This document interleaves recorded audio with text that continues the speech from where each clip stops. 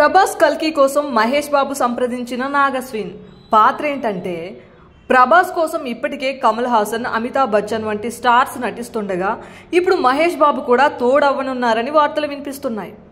మహేష్ బాబు పాత్ర ఏంటంటే ప్రభాస్ కల్కి 2898 AD సినిమా కోసం ఫ్యాన్స్తో పాటు సగటు సినీ ప్రేక్షకుడు సైతం ఎంతో ఆసక్తిగా ఎదురుచూస్తున్నారు.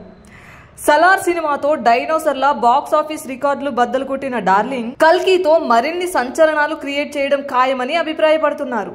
అయితే ప్రభాస్ కల్కి కోసం ఇప్పటికే అమితాబ్ బచ్చన్, కమల్ హాసన్, దీపికా పదుకొనే, దిశా పటాని వంటి స్టార్స్ నటిస్తుండగా ఇప్పుడు మరో స్టార్ హీరోతో ఈ చిత్రంలో భాగం కాబోతున్నట్లు వార్తలు వినిపిస్తున్నాయి. ఈ సినిమాలో మహేష్ బాబు కూడా ఓ ముఖ్యమైన పాత్ర కోసం పనిచేస్తున్నారని టాక్ నడుస్తోంది. ఇప్పటికే నాగశ్విన్ మహేష్ బాబుని సంప్రదించారని ప్రచారం జరుగుతోంది. ఈ సినిమాలో విష్ణు అవతారం పాత్ర కోసం మహేష్ని చిత్ర బృందం కాంటాక్ట్ అయినట్లు సమాచారం. ప్రభాస్ని విష్ణు అవతారంలో పరిచయం చేయడానికి బ్యాక్గ్రౌండ్లో వాయిస్ ఇవ్వాల్సిందిగా దర్శకుడు నాగశ్విన్ అండ్ టీమ్ మహేష్ను కలిసినట్లు ప్రచారం జరుగుతోంది. ఇప్పటికే మహేష్ బాబు, పవన్ కళ్యాణ్, ఎన్టీఆర్ల మూవీలకు వాయిస్ ఓవర్ ఇచ్చిన సంగతి తెలిసిందే. పవన్ కళ్యాణ్ జల్సా, ఎన్టీఆర్, బాద్షా సినిమాలకు వాయిస్ ఓవర్ ఇచ్చారు. వారి మధ్య ఉన్న ఫ్రెండ్షిప్ కొద్దీ వాయిస్ ఓవర్ ఇచ్చారు. ఇప్పుడు ప్రభాస్కి కూడా వాయిస్ ఓవర్ ఇచ్చేందుకు రెడీ అవుతున్నట్లు టాక్ నడుస్తోంది.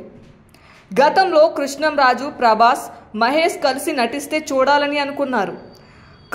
కృష్ణంరాజుల మల్టీ స్టారర్ మూవీ చేస్తే చూడాలని అన్నారు.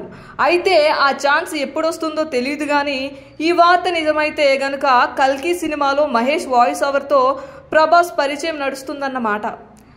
అంతకు ముందు మహేష్ వాయిస్ ఇచ్చిన జల్సా, బాద్షా సినిమాలు కూడా మహేష్ వాయిస్తోనే ప్రారంభమయ్యాయి. ఆ సినిమాలు బ్లాక్ బస్టర్ హిట్ కొట్టాయి. ఇప్పుడు ప్రభాస్ కల్కి కోసం వాయిస్ ఓవర్ ఇస్తే నిజంగా ఫ్యాన్స్కి పూనకాలే. మరి మహేష్ బాబు ప్రభాస్ కల్కి సినిమా కోసం వాయిస్ ఇస్తారా లేదా? ఇస్తే ఎలా ఉంటుందో మీ అభిప్రాయాన్ని కమెంట్ చేయండి.